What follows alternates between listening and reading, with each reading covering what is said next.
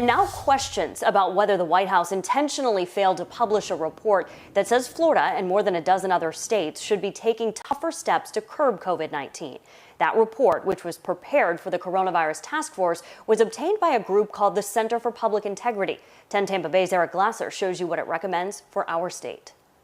The July 14th report, prepared for the White House Coronavirus Task Force, contains unpublicized recommendations for 18 so-called red zone states, including Florida, where positivity rates have remained above 10%. Similar previous reports had been made public. Earlier this week, U.S. Representative Kathy Castor raised concerns about the integrity of information coming from the White House and Tallahassee. You're getting so much misinformation from the top, from President Trump. You have folks at the Department of Health here at the state of Florida kind of hiding a lot of the important data. The report says Florida should return to more stringent control measures in counties with rising test positivity. That means scaling back from phase 2. Suggestions include mandating masks in all counties with rising test percent positivity, keeping bars closed, and decreasing indoor dining once again to 25% while limiting social gatherings to 10 people or less.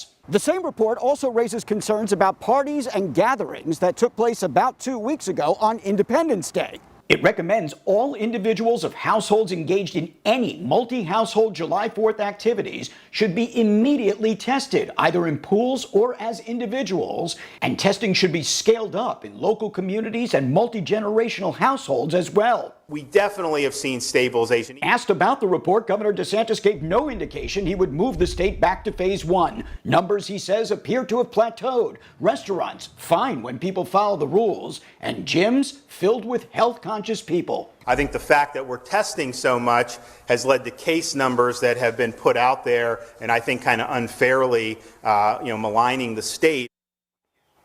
Governor DeSantis has also declined to impose a statewide mask order, but said that he won't stop local governments from doing so.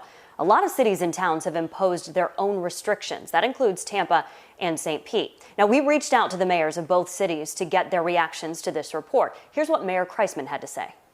I'm not surprised the White House didn't release it. It kind of is contrary to everything that the president has been saying. Quite frankly, I wish the governor would do a mandatory mask order. This governor seems to be following the president.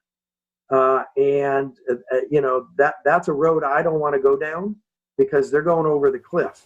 When we spoke with her yesterday, Tampa Mayor Castor said that she's cautiously optimistic after hearing an update from the health department during yesterday's emergency policy group meeting. Now, the mayor said she believes what we're doing right now appears to be working. Today, her office referred us to the chairman of the EPG, saying, quote, the mayor has always spearheaded the calls for safer at home, masks, more testing, more data, but she can't go at it alone. The chairman says he is still reviewing that report.